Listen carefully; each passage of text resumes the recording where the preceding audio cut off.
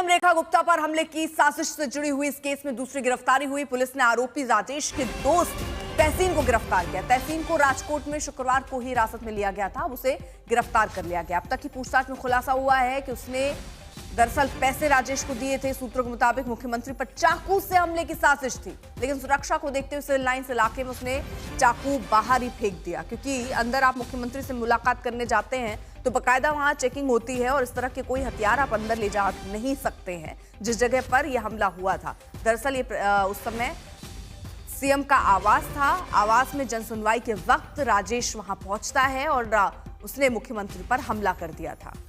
इरादा चाकू से हमला करने का था, लेकिन सुरक्षा को देखते हुए उसने सिविल लाइंस उसी इलाके में जहां पर मुख्यमंत्री का आवास है वहीं पर चाकू फेंका और अंदर जाने की फिर योजना बनाई। हालांकि कई और खबरें भी सामने आ रही है। ये भी कहा जा रहा है कि किसी जाने माने वकील पर भी ये टारगेट कर रहा था। लेकिन अरविंद, बड़ा सवाल तो यही है कि आखिरकार ये करना क्यों ये चाहता था। ये किसी वकील को अगर टारगेट करना चाहता था तो क्यों, मुख्यमंत्री को चाकू से मारना चाहता था तो क्यों?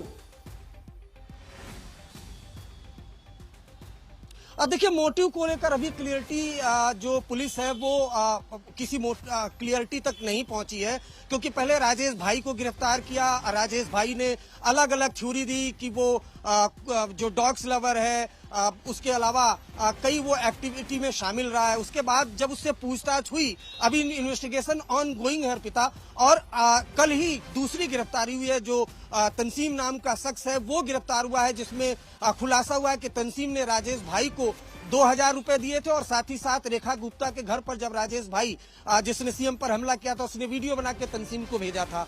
एक तो ये, दूसरा, दोनों को जब कन्फ्रंट कराया गया तो ये बात का खुलासा हुआ कि सुप्रीम कोर्ट में किसी नामचीन शख्स पर हमला करना चाहता था। सिक्योरिटी वहां टाइट थी, इस वजह से वो प्लान कैंसिल हो गया। दूसरा प्लान बनाया कि सीएम पर नाइफ से अटैक करना है, चाकू से अटैक करना है, लेकिन वहां पर सिक्योरिटी टाइट थी, इस वजह से वो प्लान भी कैंसिल करना पड़ा।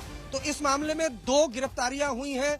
मोटिव क्या है, इस बारे में लगातार दोनों से पूछताछ की जा रही है। इन सबके बीच दूसरा डेवलपमेंट भी अर्पिता आया है, वो भी बता दूं कि जब सीएम पर अटैक हुआ तो सीआरपीएफ क्लोज प्रोटेक्शन के लिए तैनात की गई थी, लेकिन एक बार फिर से दिल्ली पुलिस ही अब दिल्ली सीएम की सिक्योरिटी को देखेगी।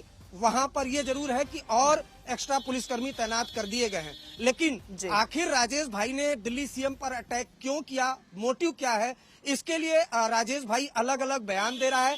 इस वजह से मल्टीपल एजेंसी, दिल्ली पुलिस की स्पेशल सेल, इंटेलिजेंस ब्यूरो की टीम लगातार उससे पूछताछ कर रही है। अब 2 किरदार सामने आ चुके हैं, लिहाजा दोनों को आमने सामने बिठाकर पूछताछ की जा रही है, कन्फ्रंट किया जा रहा है, ताकि दिल्ली पुलिस किसी नतीजे तक पहुंच सके कि इस मामले में मोटिव क्या था। अर्पिता, चलिए, बहुत बहुत शुक्रिया अरविंद तमाम जानकारी के लिए।